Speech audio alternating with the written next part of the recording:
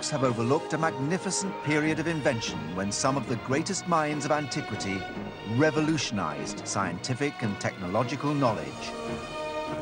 This is the marvelous story of the machines of the East.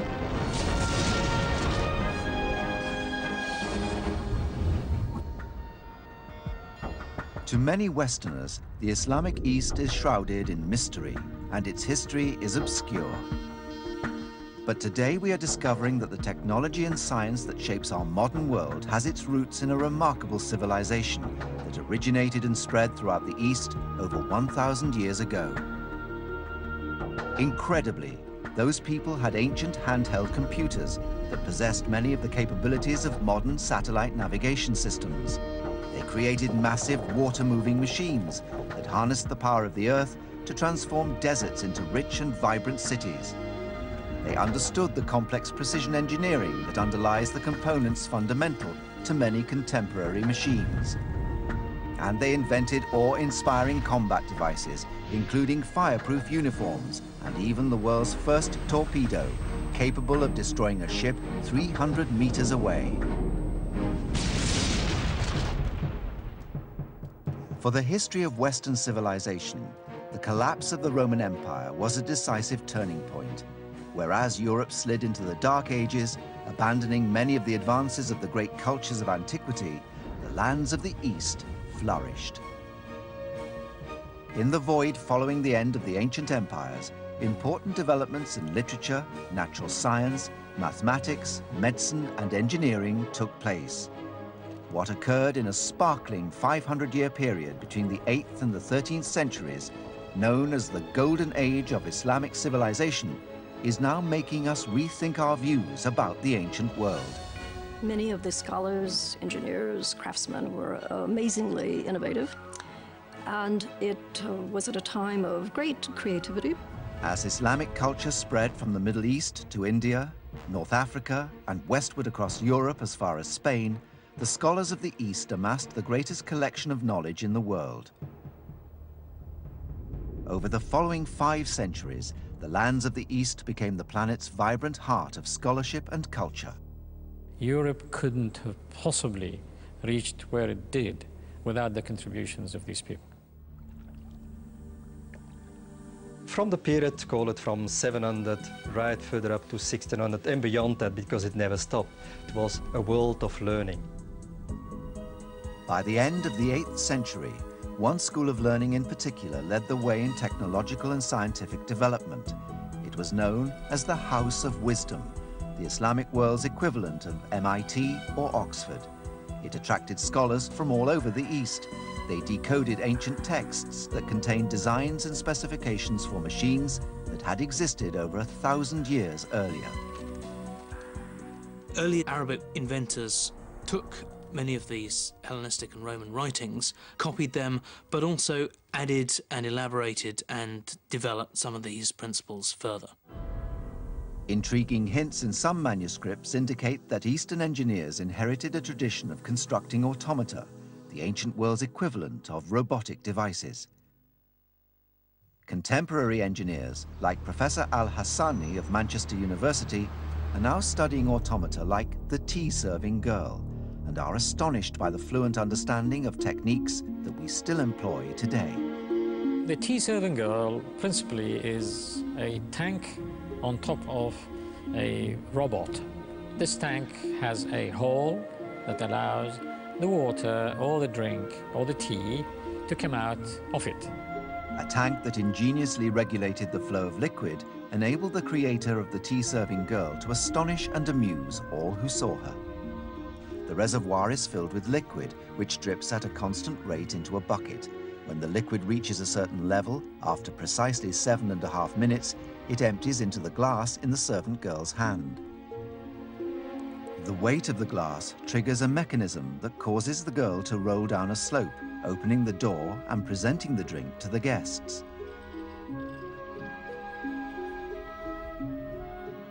This kind of trick device would have further enhanced the reputation for genius and mystery that surrounded the engineers of the time. From examination of the antique texts and archaeological remains, We're now learning that Eastern engineers may have been responsible for unlocking the secrets of the world's very first computer.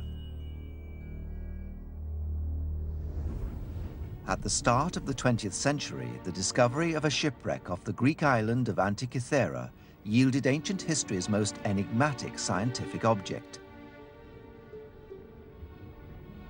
Made in 80 BC approximately, scientists believe that this may have been an early form of analog computer.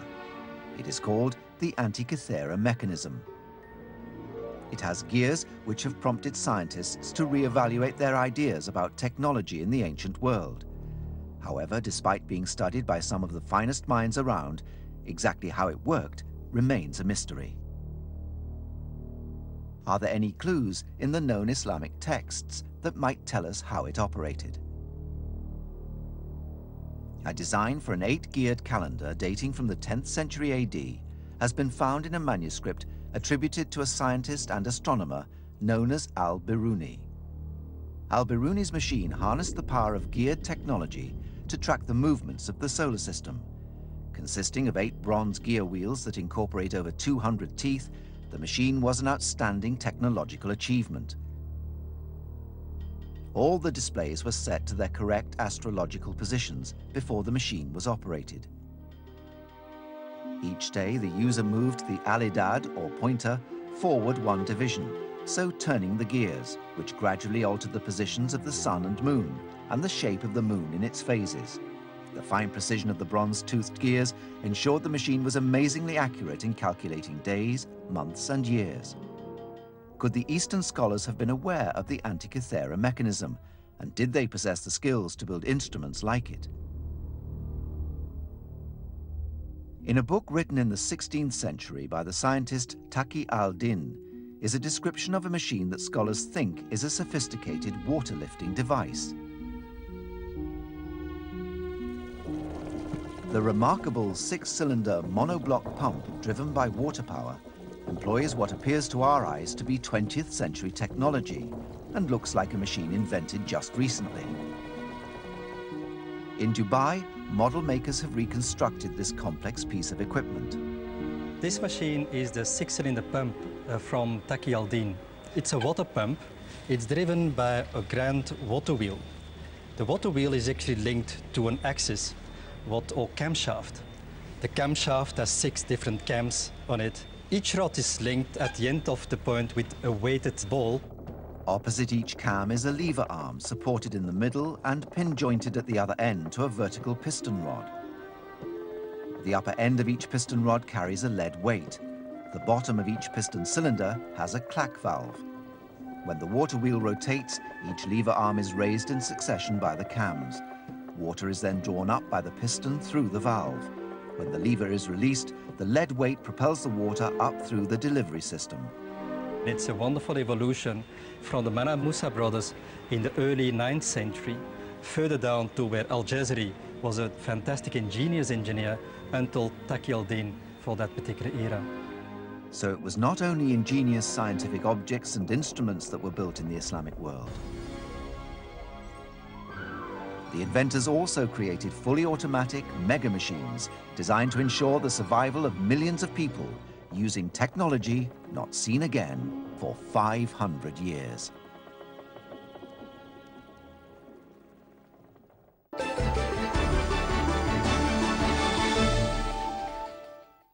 Geschiedenis is wat er honderden, duizenden, zelfs miljoenen jaren geleden gebeurde. This thing was the most dangerous and nastiest animal on planet Earth. Maar nu wordt er ook geschiedenis gemaakt. We're forging a new history here every day. History is het enige kanaal waar je geschiedenis opnieuw beleeft en ziet hoe historische gebeurtenissen de toekomst kunnen beïnvloeden. Een vooruitblik op 2009. I'm Don Wildman, and I make history every day. So this really changes how we think language may have evolved. Not everyone can do this job. Can I separate the boys from the men? This is the most terrifying dinosaur that ever walked the earth. The origin of life is tough. It's a tough problem.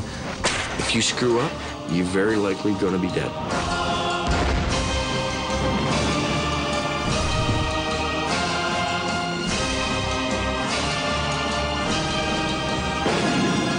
Geschiedenis wordt elke dag gemaakt. History. Look at this place. It's unbelievable. It's a journey back in time. Wow, this just keeps on going down. This is 2,000 years down. We're going down into the graves of ancient Romans.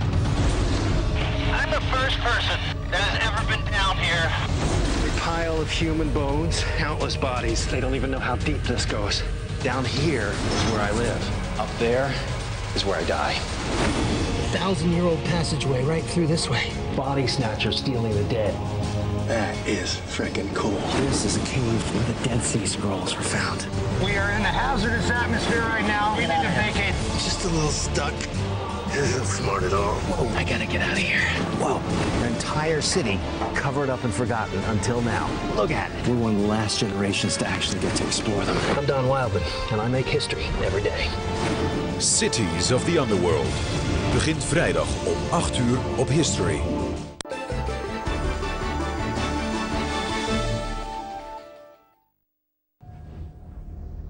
By the 13th century, the inventors of the East had become the world leaders in developing new concepts in technology. The machines created during the golden age of Eastern civilization were designed to demonstrate ideas that were both complex and revolutionary. There is one inventor who stands as a colossus in the annals of technology. However, his remarkable legacy is virtually unknown in the West. His name is Al-Jazari, and he wrote the definitive treatise on Eastern Islamic engineering. The text is known as the Book of Knowledge of Ingenious Mechanical Devices. So important is this work that without it, 500 years of Eastern technological progress would be unknown to us. In the Topkapi Museum in Istanbul, Turkey, there is a rare copy of Al-Jazari's manuscript. It was written in 1206 AD and contains within it blueprints of many of the components that are crucial to modern engineering. Al-Jazari, as his name says, comes from northern Iraq in the late 12th and the early 13th century. He was a very gifted engineer. Al-Jazari's world incorporated some of the hottest lands on Earth, and he would have been acutely aware of how essential water was to sustaining its people and its culture.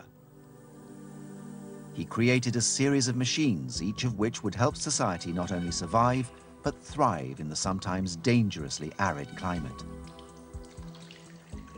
Al-Jazari made huge advances in the development of mechanical technology in order to design his water-raising devices. What is fantastic is that many of his machines match the principles of today's devices exactly. He tried to take age-old standard technology for lifting water, for irrigation, and tried to improve them. Devices for raising water like the shaduf generally relied on animal or manpower to drive them. Al-Jazari removed the necessity for human, ox or horsepower by designing a set of fully automatic lifting machines that used the power of the water itself to drive the mechanisms. One of the most intriguing has become known as water-raising device number 3. Until recently, it was thought that this complicated machine was an unrealized idea of Al-Jazari's that existed only as a concept. But in Damascus in Syria, a water wheel on the river Yazid seems to be actually based on Al-Jazari's design number 3. It offers us a fascinating glimpse of his genius.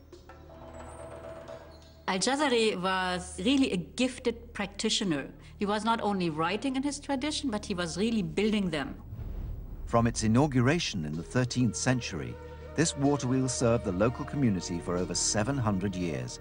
Incredibly, it was still transporting water to a nearby hospital until the 1970s.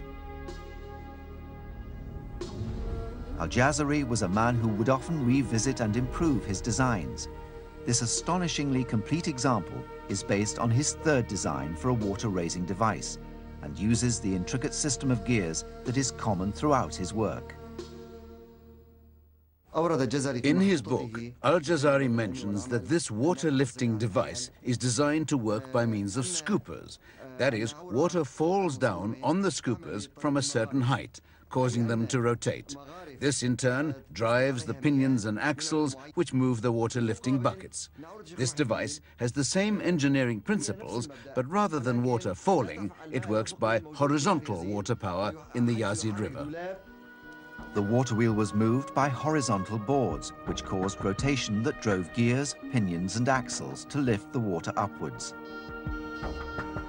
It was raised over 10 meters to the top of the tower. Up here, there are 3 wooden parts which have survived intact. A horizontal cogwheel was linked to a vertical cogwheel, which transfers the movement to a pulley where a set of chains and buckets is installed. The buckets carried water from the river to the top of the tower, from where it was discharged into an aqueduct to flow gently downward to the hospital. The wonderfully well-preserved device is a fine example of the use of technology to improve the quality of life for the people. But it was Al-Jazari's design for his 4th water-raising machine that would take the technology a vital step further and change mechanical engineering forever. It used a crank system. This is the earliest known use of this technology in a working machine.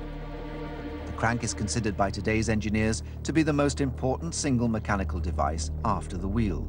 What makes this invention so extraordinary is that 500 years later, it would play a significant part in ushering in the modern era. The use of the crank and connecting it to what we call a camshaft, this had revolutionized machinery and engines like the steam engines and the diesel engines and the petrol engines. This simple mechanical component allows the conversion of continuous rotary motion into a reciprocating one. Hand-operated cranks had been understood for centuries, but the incorporation of a crank-connecting rod system in a rotating machine represented a huge advance. Contemporary engineers who have studied Al-Jazari's design have observed that the horizontal axle of the machine is turned by gears, and that the end of the crank slides in the hinged connecting rod, causing it to oscillate around its hinge, thus making the water bucket rise and fall. Until scholars deciphered Al-Jazari's design, it was believed that this system was the invention of 15th century Europeans. But in fact, Al-Jazari was using this crank device in his machine 2 centuries earlier. There are several other large water-moving devices in existence, which show how widespread sophisticated technology had become throughout the region. One of the most efficient types of a fully automated water wheel is called a noria. Many survive to this day. The best preserved examples are located on the river Orontes near Hama in Syria. Described by the Roman engineer Vitruvius, writing in the 1st century BC, the noria is a superbly simple water-lifting machine. The beauty of the noria is that it runs unattended, it's automatic, it uses natural forces to do the work for you. These powerhouses have been calculated to raise up to 95 liters of water per minute. They offer us a fascinating insight into much earlier norias found all across the East. It's a water-driven wheel with compartments or buckets on the rim and paddles on the outside of the rim. The wheel is driven by water flowing underneath, and as the wheel goes round, compartments dip underneath the water, water enters through a hole in the leading edge, the compartment's carried up to the top of the wheel, and the water discharges into a trough or launder near the top of the wheel. The diameter of the largest wheel was about 20 meters, and there were 120 water collection compartments in the rim. The brilliant designs of Al-Jazari and the beautiful surviving examples of water wheels in the East are tantalizing evidence of the sophistication of the technology available in the medieval Islamic world.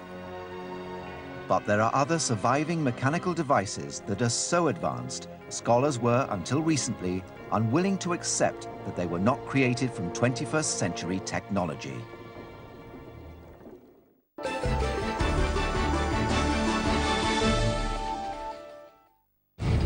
Out here, there's no fighting it. A blizzard warning is continued. They will slowly freeze to death. Whoa! Hang on to your shorts. People have been killed doing this. You wouldn't stand much of a chance if you weren't prepared, eh? That road deserves a real dose of respect. Ice Road Truckers vervolgt. Maandag om 8 uur op History. Het meest gedecoreerde schip uit de Tweede Wereldoorlog, de USS Enterprise. These guys had a 360-degree view of the entire war, all around, above and below. Van Pearl Harbor. If you hear the big guns going off, you know we're under attack. Tot aan de kust van Japan. He took the guns up like this and he started shooting at them. Het definitieve verslag van de strijd in de Stille Oceaan. I'll never forget. Battle 360, elke dinsdag om 8 uur op History.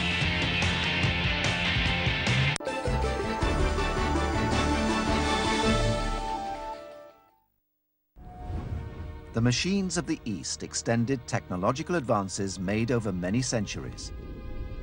In the ancient world, Greek and Roman engineers made enormous progress in mechanical engineering. Inventors like Heron of Alexandria and Philon of Byzantium were major influences on Eastern minds 1,000 years later.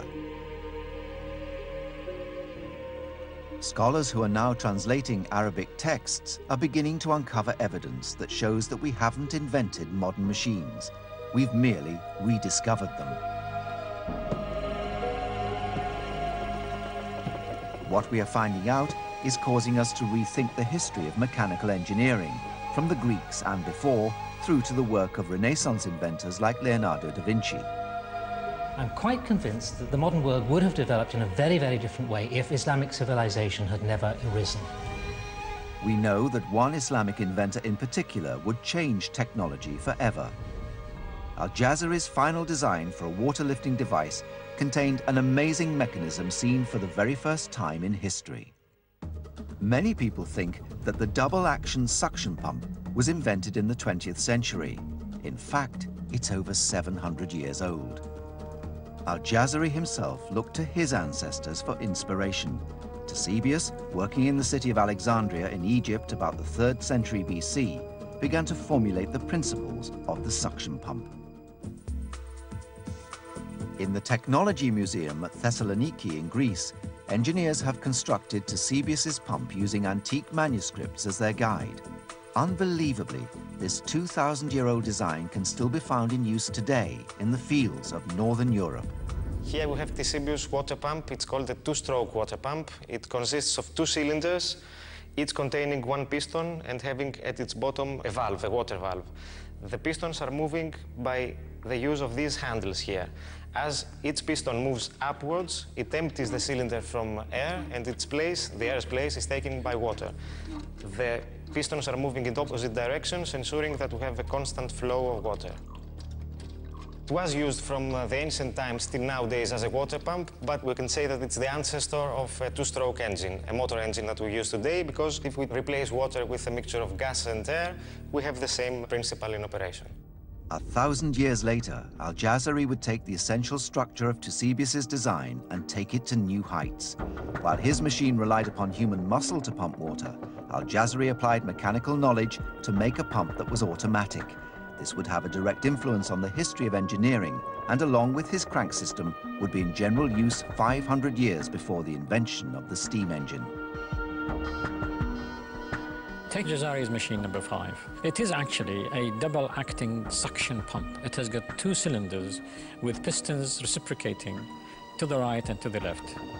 The pump is driven by a water wheel which propels through a system of gears an oscillating slot rod to which the rods of the 2 pistons are attached. The pistons work in horizontally opposed cylinders, each provided with valve-operated suction and delivery pipes. The delivery pipes are joined above the center of the machine to form a single outlet into the irrigation system. Al-Jazari's developments in the construction of water-moving machines encouraged other Islamic scientists to refine the technology and construct ever more elaborate devices. While Europe lagged behind in technology during this period, engineering in the East became even more advanced than we had previously thought. There was a really vibrant tradition of mechanical science in the early Islamic world, in total contrast to Western Europe of the 7th to 9th centuries. 3 brothers born around 800 AD pioneered the techniques of engineering significantly. They were collectively known as the Banu Musa brothers. Inspired by the translations into Arabic of the ancient inventors Philon and Heron, they created an array of machines that advanced the work of their predecessors in many respects. The science of mechanics was generally known as the science of tricks, because what one is doing, one is using mechanical phenomena to actually achieve what could have been impossible to achieve. The key was the sophisticated application of hydraulic principles. By controlling air and water pressure, the Banu Musa brothers were able to regulate their machines automatically. The precision engineering techniques employed in this trick device would lay down many of the tenets of modern mechanics. This typical machine is effectively to give you an intermittent spouts of water or a drink. It uses very cleverly two new systems which were introduced in the early 9th century. The first is a conical ground valve, which is used to regulate the flow of water. When the water is in the top tank, it will go through a hole in the bottom of the tank, like it is now doing there. In that hole, there is a conical ground valve that if it goes up, it would shut the hole. The second is a feedback mechanism that controls the timing of the movement of the valve. Because there is a siphon system in the middle tank, it will suck the water back into a smaller tank below. Now, the third lower tank has a float. If the float goes up, then water will gush out. However, because it goes up, it will push that seating valve because it's connected with the seating valve, and then it will stop the water coming down from the top tank. This device and others like it demonstrate an advanced knowledge of the functioning of differential pressures. Exactly the same techniques are used today to control mechanisms in everything from washing machines to jet engines.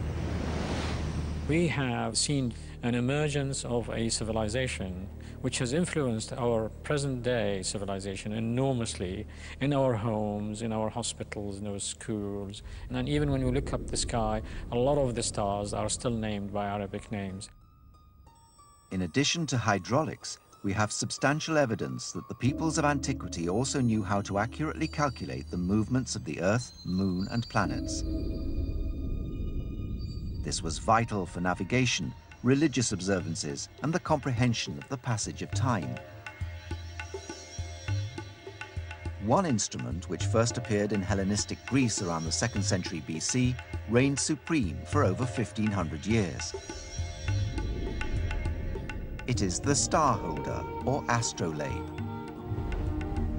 The Museum of the History of Science in Oxford contains the largest and most important collection of astrolabes in the world.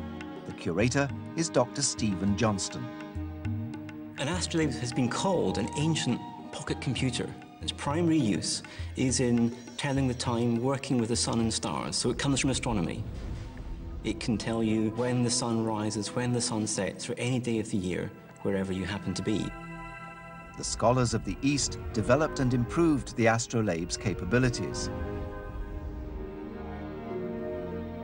In the 8th, 9th, and 10th centuries in the Eastern world, the instrument was developed, new variants were devised which were more powerful, which could be used not just in one place or a small selection of latitudes in the world, but could be used universally.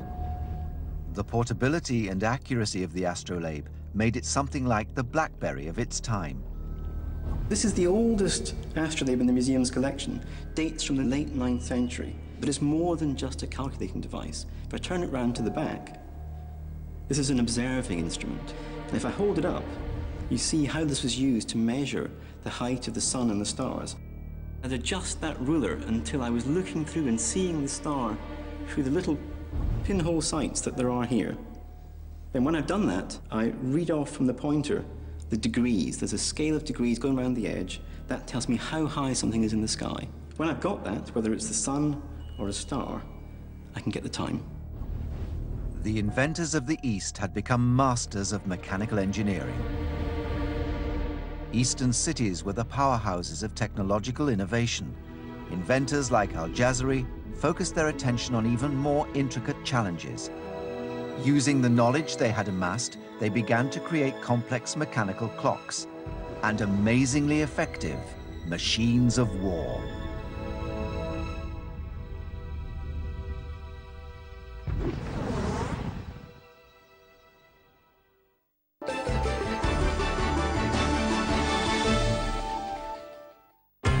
Dan nu de weersverwachting. Superorkanen zullen met snelheden van 1100 km per uur over de aarde razen en vrijwel alle leven vernietigen. 65 miljoen jaar geleden had dit de weersvoorspelling kunnen zijn. Maar stel dat dit opnieuw zou gebeuren. You would have total destruction, very few if any survivors, something that's almost beyond what you are willing to contemplate. De serie over prehistorische superstormen vervolgt. Volgende week woensdag om 8 uur op History. This would allow us to travel back into the past. This would allow us to alter our destiny. And it sounds kind of crazy, but it's real. It's sort of sci-fi. There they are in front of their colleagues, winning fame and glory before one and all.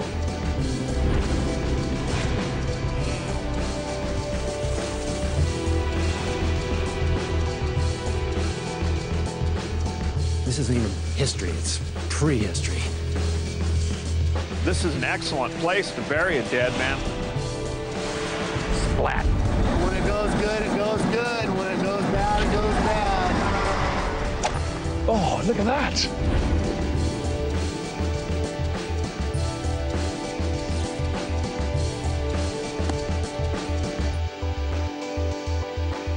And that really is the end of the world.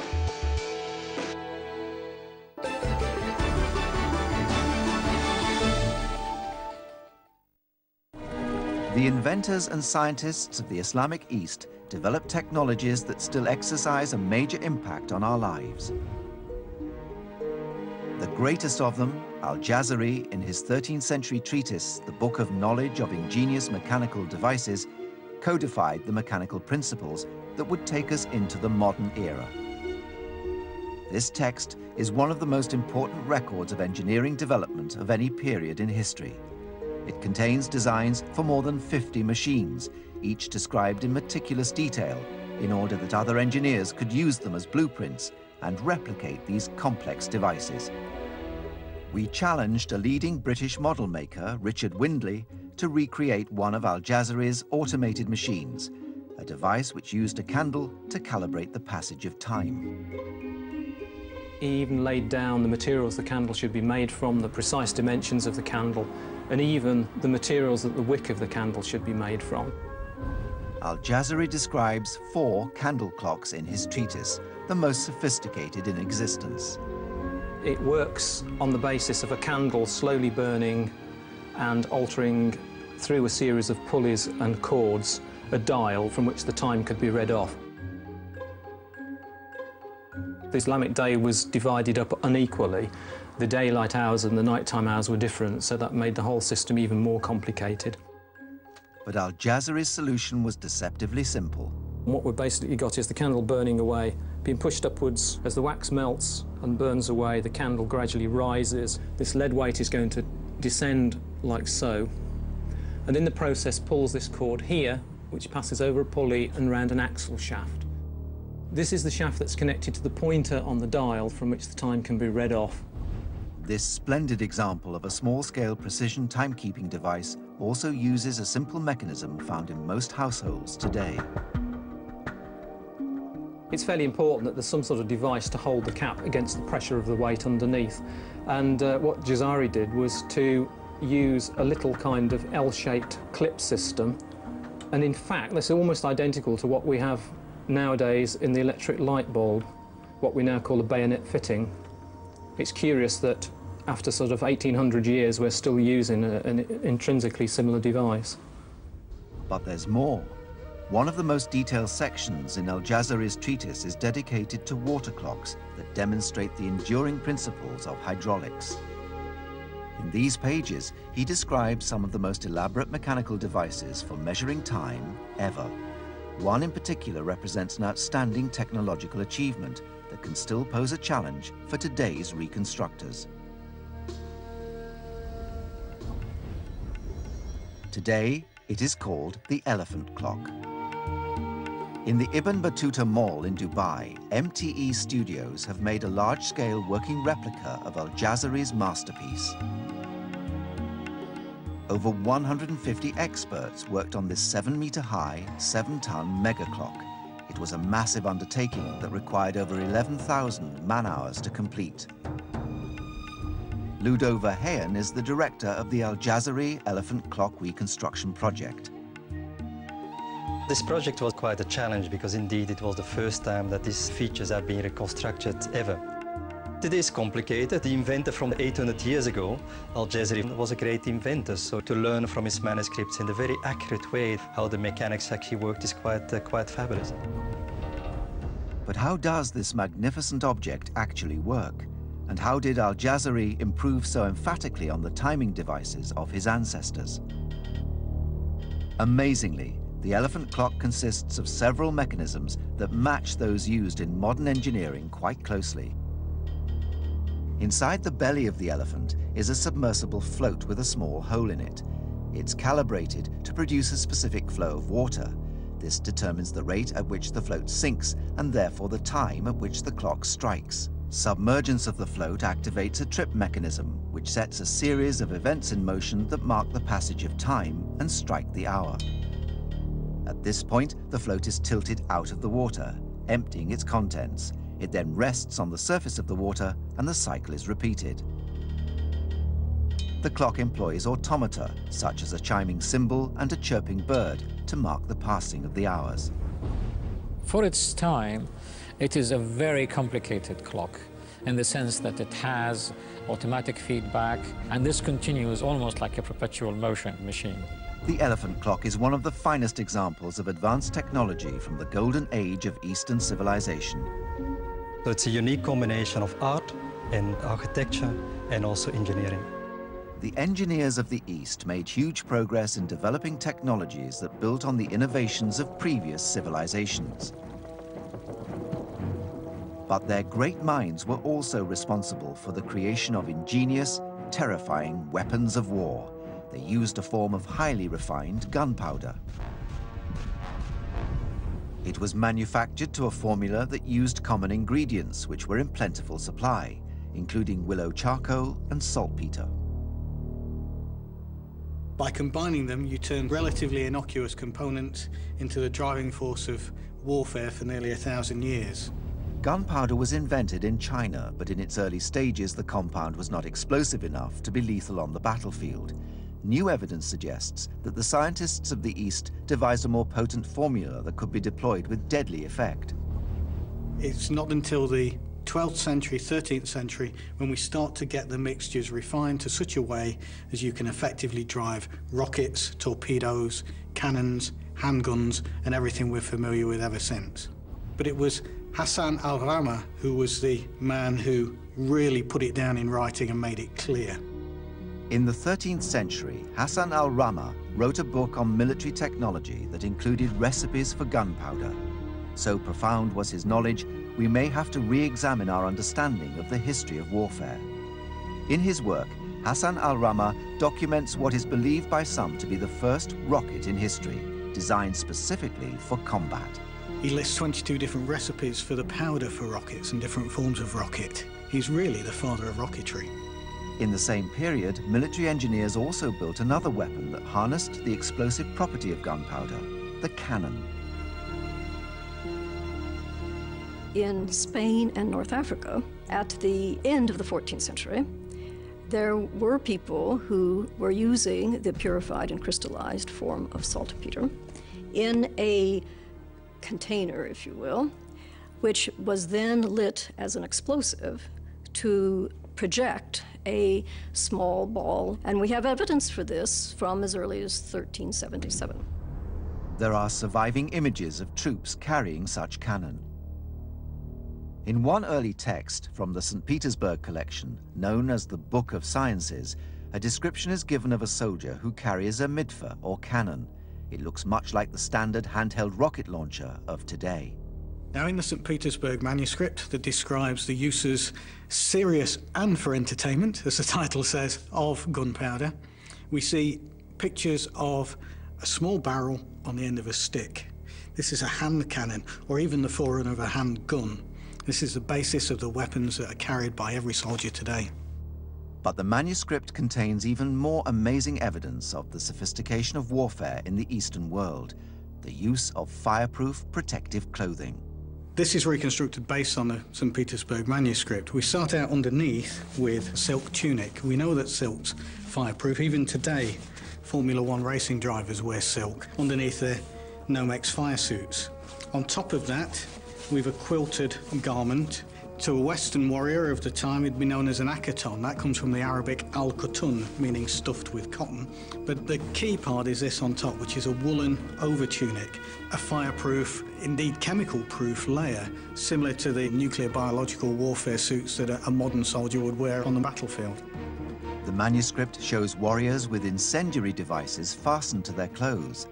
A firestorm would have been created as they were ignited just before the warriors charged into the ranks of enemy cavalry.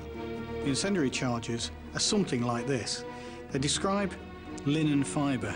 This is linen fibre, flax, and just a twist of that linen fibre, and in here, a nice bundle of gunpowder, black powder. These are shown on the illustrations of the manuscript, fastened to the fireproof clothing. It also says how they're fastened together with wire. This wire holds the linen fibre, but also allows it to be pushed and fastened onto the garment. But how effective would this form of protection have actually been? Using the original materials, we put it to the test.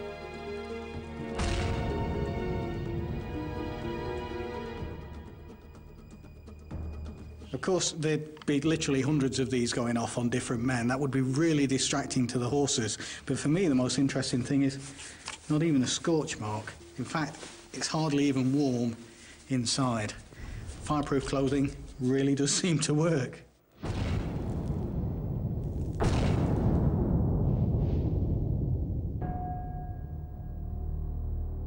One device only recently examined in the Islamic texts has caused us to revisit our ideas about concepts of warfare in the Eastern world. There are some interesting comparisons to make between these medieval military technologies and much more modern ones. One that particularly comes to mind is the design for what we might call a torpedo. It was called the egg which moves itself and burns, and it is now thought that this weapon was the first torpedo in history. It's an anti-shipping device. Unlike a modern torpedo, it didn't slide along under the surface, it skimmed along the surface. But did Eastern military engineers possess the skill and knowledge required to construct such a weapon? Until recently, we believed that the torpedo was a 19th century invention. So to learn about a precursor to this from 700 years ago really causes us to sit back and look again at history, particularly the history of naval warfare. This is a torpedo. How effective it is, we don't really know. To try and find out, we challenged model maker Richard Windley to test this marvel of medieval technology using a design based upon the 13th century original. The model I have here has been constructed based on illustrations from one of the early Islamic texts from around about 1220. The text talks about a pear-shaped device, or a flattened pear-shaped device. This is made out of copper and iron plate. The main tube running across the top of the vessel is the holder for the black powder charge. The point was so that if it hit a wooden vessel like a ship, it would impale itself and make the removal fairly hazardous. Basically, when we're talking about a rocket, what we're talking about is a cylinder which is filled with compressed gunpowder. These are very similar to fireworks that we use today, and in fact similar to fireworks that the Chinese were making hundreds and hundreds of years ago. This one I've used a sort of fairly novel construction underneath, but it probably would have been hammered iron to produce this kind of flotation vessel. This would have been filled with an incendiary mixture. Used as a weapon of attack, the torpedo would surely have had a devastating effect on enemy sailors.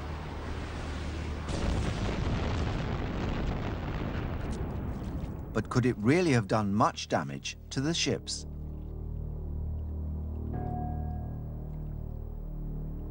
What we think may happen is that as it picks up speed, it may kind of aquaplane, so it'll probably rise out of the water as it gathers momentum. The two long rods either side are for stability, so they're acting as a kind of rudder.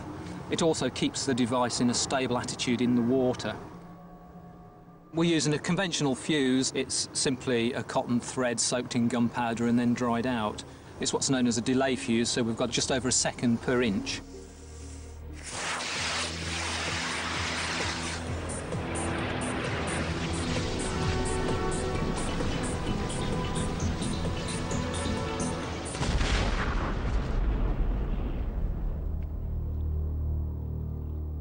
It's brilliant. That was absolutely amazing. These guys were perfectly capable of making fairly formidable weaponry. Although we may prefer to believe that after the fall of the Roman Empire, technology disappeared into the Dark Ages, we would be wrong in thinking so. New insights from historians have revealed that the lands of the East inherited and furthered the development of science and technology to new and formidable heights. I think they were almost more free-thinking in terms of technology, certainly than the Romans, maybe even more than the ancient Greeks. In the years to come, as more Arabic manuscripts are studied, we will undoubtedly uncover more awe-inspiring machines, and we'll have to reconsider who were the great technological innovators that have shaped our world. As new knowledge will inspire us to rewrite the history books, we may have to admit that we didn't invent the mechanized world. We merely rediscovered it.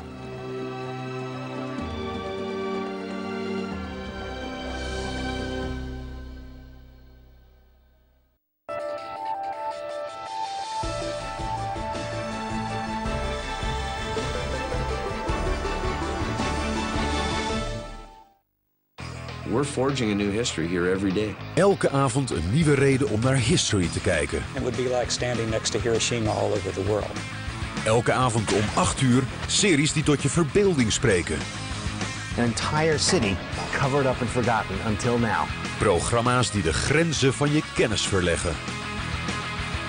The biggest explosion in the universe. Elke doordeweekse avond om 8 uur op History.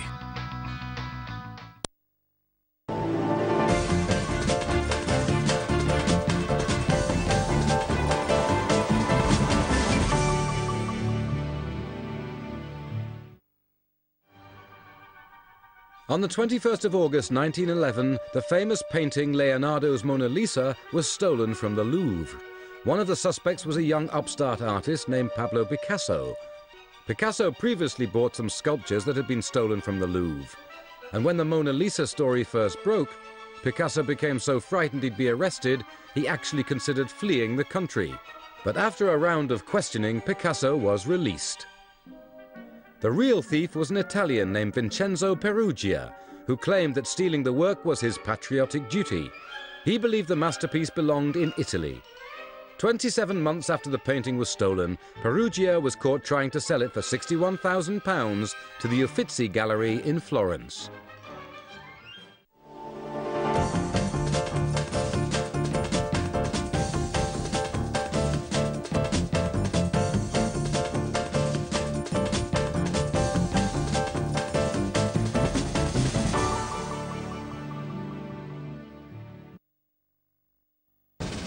Van land tot land, van slag tot slag. Wat gebeurde er in de laatste maanden van de Tweede Wereldoorlog? Volg de ontwikkelingen van dag tot dag meer dan 60 jaar geleden. Een unieke serie, The Last Days of World War II. Vanavond om 7:10 op History. Ontstaan uit het puin van een uitdijend universum. Wat is het geheim van deze manen? The so-called minor members of the solar system are not of minor interest. Europa is one of the most fascinating and enigmatic objects.